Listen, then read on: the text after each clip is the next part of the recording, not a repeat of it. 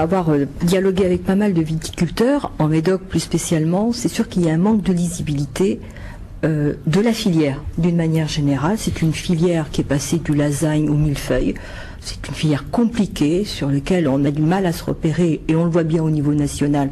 Avec qui on dialogue, quels sont nos agriculteurs, c'est pas toujours très évident à trouver.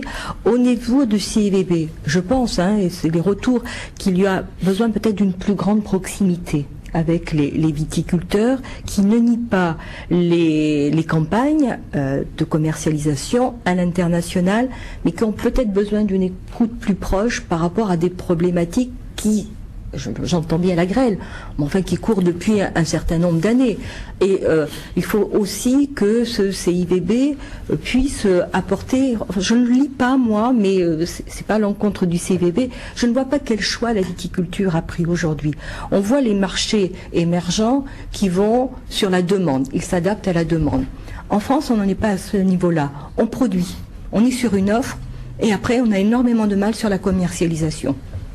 Du coup, les petits producteurs qui n'ont été que des marchands de raisins ou qui n'ont que produit, ils sont acculés aujourd'hui parce qu'on est sur une dynamique avec la mondialisation qui est complètement différente. Ceux qui, en revanche, ont mis la main à la pâte sur la commercialisation en direct, enfin eux-mêmes qui l'assurent, grosso modo, ça a été un adoucisseur de crise. Je ne dis pas que c'est mirobolant, mais c'est un adoucisseur de crise. Donc je crois que le CIVB va devoir prendre en compte cette politique, vers quoi on s'oriente. Vous arrivez à en parler avec le CIVB, vous par exemple, en tant qu'élu, représentant de...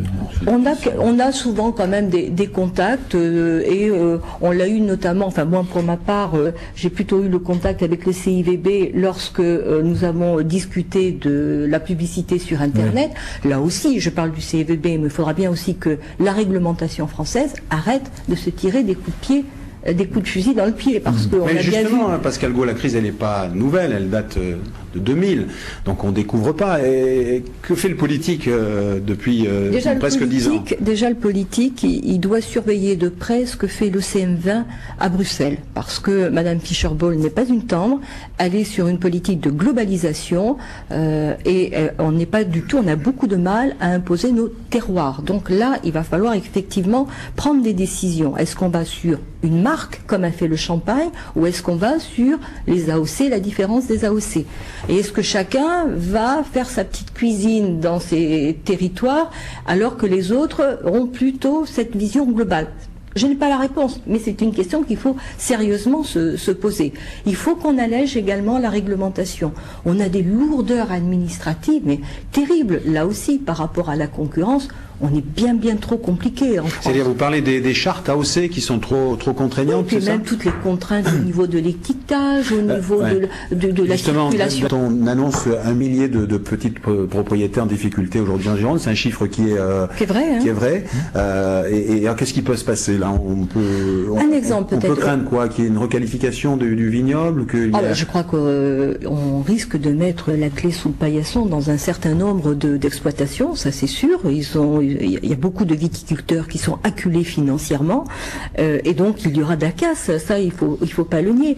J'ai discuté hier avec un viticulteur, on a des aides aussi assez simples. Il faut absolument aider les viticulteurs qui font cette démarche d'aller vendre à l'étranger, faut leur garantir le paiement. Aujourd'hui, on a des viticulteurs qui laissent 5 000, 10 000, 15 000 euros parce que leurs paiements ne sont pas assurés. On a de moins en moins de COFAS. Il faut garantir leur paiement à l'étranger. C'est ce que nous avons demandé au Premier ministre lors de sa venue mercredi dernier et qui nous a garanti l'avoir à l'intérieur de AD+,